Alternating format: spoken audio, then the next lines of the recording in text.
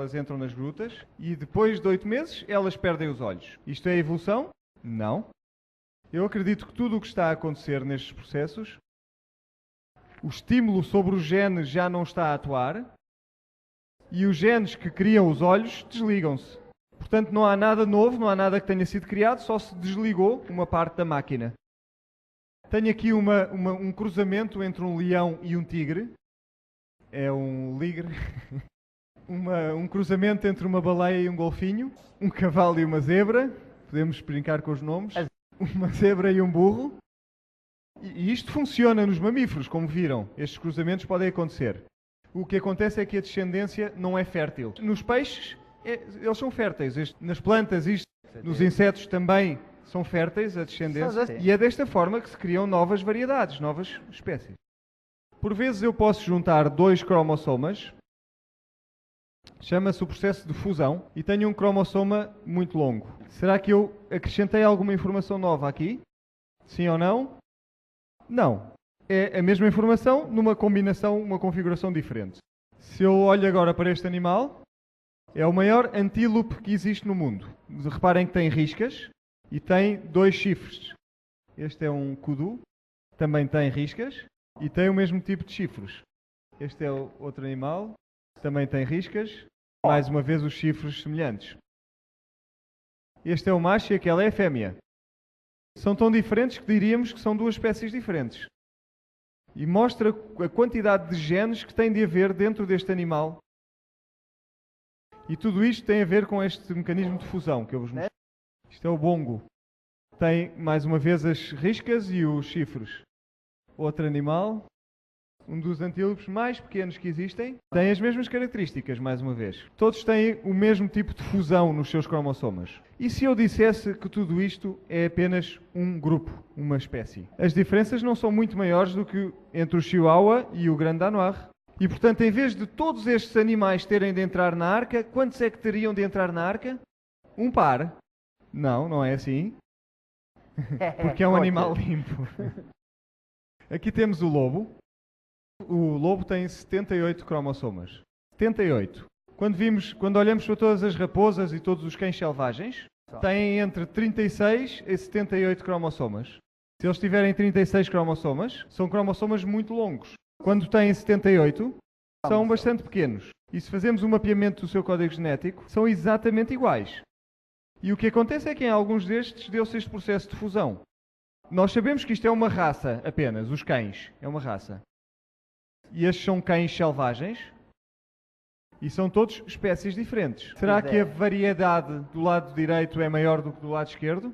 Sim ou não? Não. A única diferença entre eles é o número de cromossomas, mas quando se faz o mapeamento do código genético mostra que são os mesmos genes. Portanto, eu sugeriria que todos os cães selvagens são apenas uma espécie. Quantos é que tinham de ter entrado na arca? Um par. Aqui é mesmo um par? Sim, este é um animal imundo. Vejamos agora 3 espécies diferentes. Temos o chacal, a raposa e o coiote. 3 espécies diferentes. Vamos acrescentar o lobo a este grupo. 4 espécies. No Canadá, no centro do Canadá, os lobos são muito grandes. E os coiotes também são relativamente grandes, mais pequenos do que o lobo. No Canadá, no centro do Canadá, eles podem procriar. Na costa, os coiotes são pequeninos. Não podem procriar com o lobo, mas podem procriar com os outros coiotes. E, por vezes, também há descendência, procriação entre a raposa e o coiote. Este é o dingo.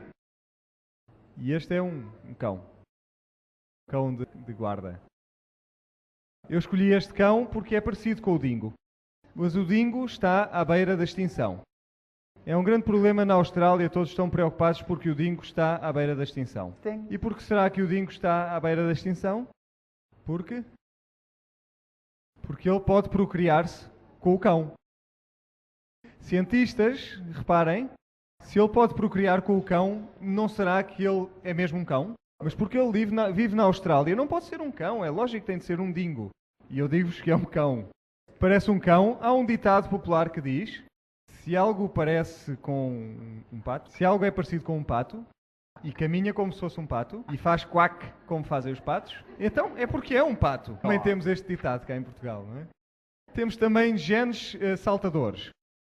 São transposons. E posso, numa geração, mudar completamente. Darwin não sabia nada disto, não sabia nada da variação, da variedade que existe no código genético, a genética que acontece quando se faz a reprodução, toda esta mistura dos genes no processo de procriação, e a transferência de genes, e a recombinação de genes, e os genes que saltam de um lado para o outro, e ainda menos rearranjos drásticos de genes que se observam em alguns animais.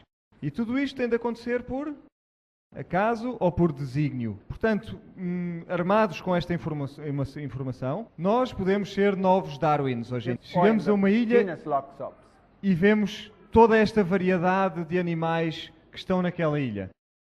Tanta variedade, e portanto não é possível que Deus os tenha criado como uma espécie só. Ou dizemos, isto é fácil de compreender, existe tanto potencial para a variedade no código genético que isto é uma coisa natural. Estão a conseguir acompanhar-me? Temos carnívoros no planeta Terra? Sim. Existiam carnívoros na criação original, de acordo com a Bíblia? Não. Mas um carnívoro é desenhado, projetado para comer carne, certo? Vamos olhar para este tema. Aqui temos várias raças. São todas bonitas moças. Mas os homens são ainda mais bonitos. É um concurso de beleza para homens. Não vamos ser sexistas. Vamos ficar pelas crianças. E aqui não há discussões de quem é que são os mais bonitos, os meninos ou as meninas. Aqui temos uma criança. Tem características asiáticas. Temos aqui um rapaz ocidental e ele não tem esse tipo de características. Qual é a diferença entre um e outro? Geneticamente, praticamente nenhuma. Nada. A diferença é que os genes desta criança depositam um pouco mais de gordura naquela zona da sobrancelha do que no rapaz. É o mesmo gene, apenas é utilizado mais vezes. Este rapaz é um pouco mais escuro do que aquele. Qual é a diferença? Ambos produzem melanina. Todos têm o gene que produz esta molécula. No branco, esse gene é utilizado menos vezes do que no negro. Posso forçar isto se ficar muito tempo ao sol, mas há um limite. Mas geneticamente não há realmente diferença entre os dois. A ciência diz-nos que somos muito relacionados, estamos muito perto geneticamente de um chimpanzé e que isto é uma prova da evolução. Porque partilhamos 98% dos genes com os genes do chimpanzé. E isso é uma prova da evolução. Não é nada disso. Partilhamos quase o mesmo número de genes com o rato. E só estamos a olhar para os genes estruturais. Não estamos a olhar para os genes que fazem o controle. E só